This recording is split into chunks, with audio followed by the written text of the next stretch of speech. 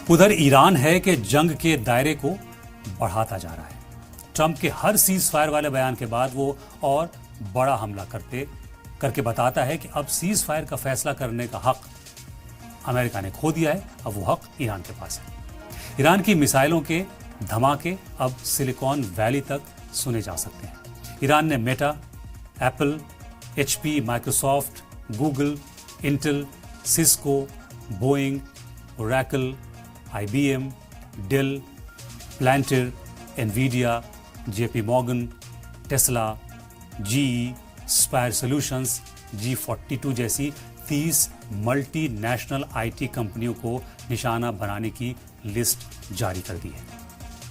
हमने शुरू में ही कहा था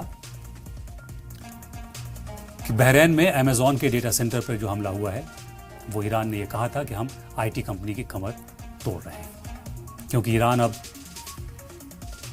उस डिजिटल और कॉर्पोरेट चेन पर चोट कर रहा है जिसने वॉशिंगटन को सुपर पावर बनाया हुआ है।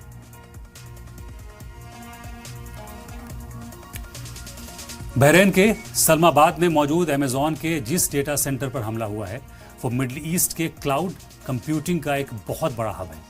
ईरान के सुइसाइड ड्रोन्स ने वहां के सर्वर रूम और कूलिंग सिस्टम को बुरी तरह तबाह कर दिया है, जिससे अरब देशों में, अरब ममालिक में इंटरनेट और बैंकिंग सर्विस पर बड़ा असर पड़ा है। इसके अलावा दुबई और अबू धाबी में मौजूद G42 और स्पायर सॉल्यूशंस जैसी बड़ी टेक कंपनियों के ऑफिसेज के पास भी धमाके सुने गए हैं। ईरान का दावा है कि ये कंपनियां AI और जासूसी के जरिए ईरानी कमांडर्स की लोकेशन ट्रैक करने में अमेरिका की मदद कर रही थी। इन हमलों ने यह साबित कर दिया है कि अब जंग सरहदों से निकलकर शहरों के बीचों बीच पहुंच चुकी है।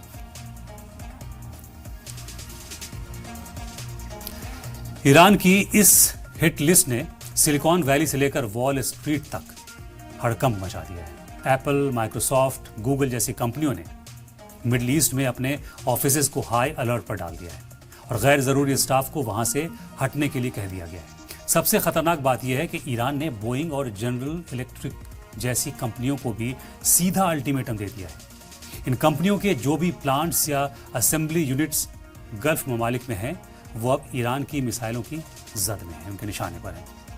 ईरान की इस नई स्ट्रेटेजी ने अमेरिका के उस घमंड को तोड़ दिया है कि वो 7 समंदर पार बैठकर जंग लड़ सकता है।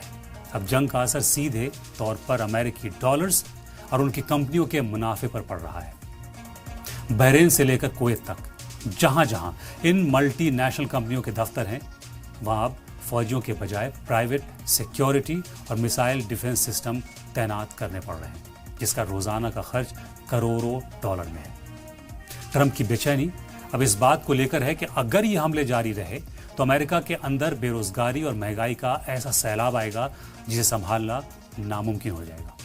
जिस इजराइल ने ट्रंप को इस जंग में झोंका था, आज वो खुद भी इन कंपनियों को बचाने में नाकाम साबित हो रहे हैं। कुल मिलाकर ईरान ने जंग के दायरे को इतना फैला दिया है कि अब अमेरिका के लिए एग्जिट का हर दरवाजा बंद नजर आ रहा है।